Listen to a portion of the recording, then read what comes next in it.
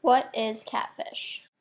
A catfish is someone who pretends to be someone they're not, using Facebook or other social media to create false identities, particularly to pursue deceptive online romances. The term was coined after Neve Schulman made a documentary of him being in an online relationship with someone who did not turn out to be who they said they were. He coined the term after meeting the real Megan, the woman who he had thought he had been speaking to online, and her husband. Megan's husband told him a story about catfish, and that is what he named his experience. Okay, after his online dating experience, he made a documentary and also a TV series on MTV. It focuses on helping others find out the truth and to see if they are being catfished. All right, this is a good one. Dear Neve, I'm in an online relationship with the greatest guy ever. And we have officially been dating for the last 2 years. For about 3 years now online. For 10 years, one problem. We haven't met yet. Short of photos and phone conversations, I have not actually seen her or talked to her in person. We've tried to meet almost a dozen times. I need the help of someone who's been through this experience before, and that's you. I'm desperate to meet the man of my dreams. Let's go! Come on, are you crazy? Neve, we're gonna miss the flight. We are heading to Atlanta now. Rochester. Going to Mississippi. Hey! Hey! Hi! Hey, man. How you doing? The connection we built is really something once in a lifetime. It's an unconditional love. I don't know what I would do without him. I love her. You know, I love Abby. I just hope he is. He always is. The next step for us is to sort of dig in. Yeah, go ahead and investigate. Okay, ready, Max? Let the research begin. Uh-oh, we got something. He's married.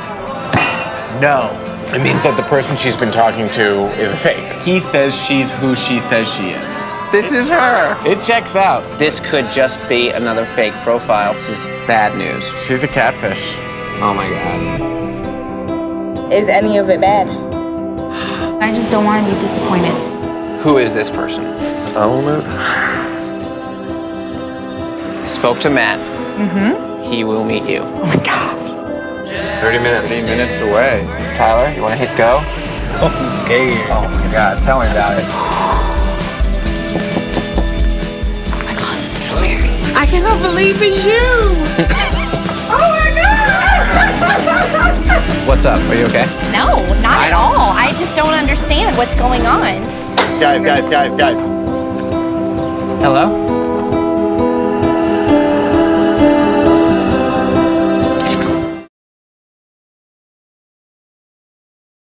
This relates to sociology in the postmodernism perspective. New lives for themselves online. They have simulated their own reality, rather than experiencing life in the real world. Some people may seclude themselves online because they find a sense of belonging when they can be someone else. Online, people can create profiles and be whoever they want to be. This goes against the knowledge is power theory. This is because people online know they are not being watched, so they are more likely to do a deviant act, such as creating a false account that does not have their real name. Their personal troubles go away when they are someone else. These personal troubles that only affected themselves and other people around them turn into public issues when people falsify information online and try and scam others.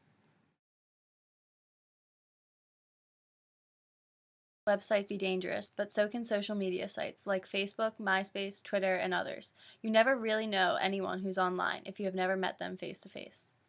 One story is about an 18-year-old boy named Anthony Stansel. He impersonated 2 girls on Facebook. He created a number of online romantic relationships with many of the boys that were in his high school. He convinced 31 of the boys to send him nude pictures of themselves. Half of them to meet with Kayla. He threatened that if the boys said no, their pictures would go viral. 7 boys actually met up with him and allowed him to perform sexual acts. When Stansel was discovered, he had over 300 nude images of male teens on his computer. He was given multiple charges and received a 15-year sentence in prison in 2010. Another story about online relationships is about a girl named Megan Meyer. What happened here is horrifying. Why it might have happened will leave you incredulous. She was just a good girl. Tina Meyer of suburban St. Louis is the mother of Megan Meyer, who had lived a challenging childhood. She got bullied in school, and she had big self-esteem issues. She had struggled with depression since she was in the 3rd grade. Megan's mother and father allowed her to set up a MySpace account under their supervision, and said their 13-year-old swooned when she got her first affectionate note ever from a boy named Josh Evans. He thought she was really pretty, posted on her comments on her pictures, you know, this is beautiful, your eyes are beautiful. For about a month, Josh sent her instant messages saying things like, "Lucky me and lucky you, 'cause you're my #1. But Megan's mother and father started getting suspicious because although the notes were not explicit, their parental instinct told them something wasn't right. I did contact the police department, and I called and asked to be transferred to the Cyber Crimes Division to see how can I check to see if this MySpace account is real. Nothing you can do. And then one day, it was a whirlwind. It was Josh saying horrible things to Megan, Megan saying things back to him. Nasty messages from a boy who just a day before meant everything to this lonely girl. One in particular cut deep. The world would be a better off place without you and have a shitty rest of your life. Megan was distraught beyond words. This is the part I'll never forgive myself for because she was looking for me to help calm her down like I normally always did and be there for her. And I was upset with her because I didn't like the language that she was using. And I was upset that she didn't listen to me and sign off when I told her to. And so I was aggravated with her about that and told her that she knew better. And she just said to me, "You're supposed to be my mom. You're supposed to be on my side." And she took off running upstairs. It was too quiet for too long in that upstairs bedroom. Tina left, walked upstairs. I didn't really pay much attention to it. And then I just heard a blood-curdling scream. I just saw her hanging from her closet. Home from the hospital, he wanted to find Josh Evans, let him know what he had done to his little girl. The first place he tried to look was Josh's MySpace page. It was deleted. The whole Josh Evans no longer existed. A month passed as the Myers struggled with their grief, searching for answers why their daughter went to such extremes and who was the boy who drove her there. Then a neighbor told them something stunning. Josh Evans was actually the creation of a mother who lived on the same block as the Myers. A mother who actually went to Megan's funeral. According to an official police report, that mother acknowledged it. The report saying, in the months leading up to Myers' daughter's suicide, she instigated and monitored a MySpace account, which was created for the sole purpose of communicating with Myers' daughter.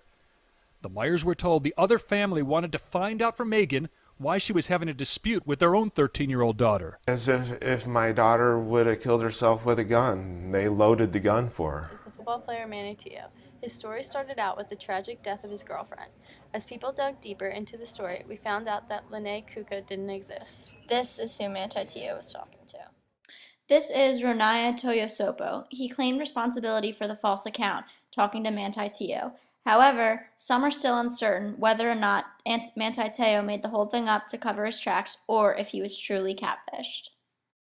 The woman to the right is Diana O'Meara, the woman Manti Teo thought he was talking to. She claims to have never talked to him before in her entire life. Now we take a closer look at loneliness, romance, and secrets. The story of Manti Teo, the football star, whose girlfriend never really existed, points to something new in our changing world. Not just a little deception, but a cruel and humiliating charade made possible by the digital age. And ABC's Dan Harris has more on the latest discrepancies between the dream of romance and reality. Dan. It's a fascinating story, Diane. Good evening to you. There are some reports that the girl who apparently so enraptured Manti Teo was not a girl at all, but instead a young man. There are still a lot of open questions about this case, of course, but what we do know is that romantic deception in the age of the internet is rampant. You fell in love with a blonde named Abby, but it was really this girl. Pretty much all of it was, me, just not me. A muscle man named Scorpio turned out to be this guy. I'm not sure what I was thinking. And the chiseled jaw of Jameson King grabbed the heart of a girl named Sunny. We'll show you how that turned out in a moment. With so many of us living and loving on the internet, a seething sea of the unverifiable, there is infinite room for deception. It's called being a catfish. The word comes from a 2010 documentary about Neve Schulman, a well-to-do, private school-educated photographer from New York City who for months thought he'd found the love of his life online until he learned Megan was actually Angela. I can almost see pain in your eyes listening to me talk like this. Angela had a couple of cell phones so that Yaniv would get calls from different people. And sometimes that's all it takes to believe in the whole world. Rel Schulman is Neve's older brother. He directed the movie, which has now become an MTV show. The internet gives us all these new tools for deception, but at the root of it is the same thing. Yeah, and I think at the root of that, and it's been the same for centuries, is just sort of loneliness and a need to connect. Rel and his brother have been watching the Manti Te'o case with keen interest.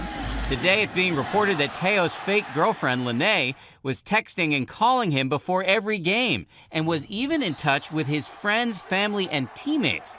Many catfish are serial offenders, as was the case with Jameson King. We were looking for Jameson. Oh, no. So, is he here? It's me. What? Who, as Sonny learned, was actually this woman who, the show says, had a series of victims over 4 years. As for Manti Te'o, aside from the statement he issued 2 days ago, we have not heard from him. A source at Notre Dame tells ABC News today they want Te'o to speak out publicly, but that the ball is in his court, Diane. Everyone waiting. Thank you, Dan.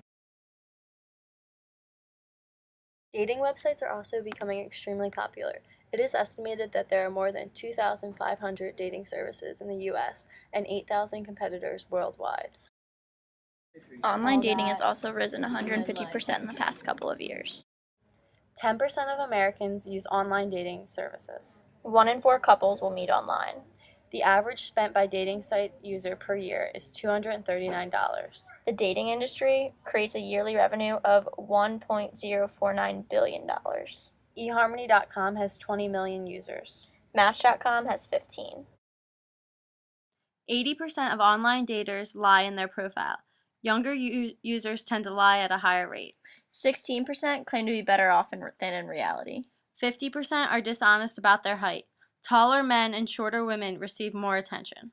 5% lie about their car. 1 in 3 men lie about their age. 17% of women lie about their age. 5% have lied about the places that they have been. 42% of men admit to lying in some way about their job. Online dating fraud has risen by 150% in the last couple of years. Dating services have increased security online, but it is still not preventable. Many people have fake identities online. 40% of frequent users are already married.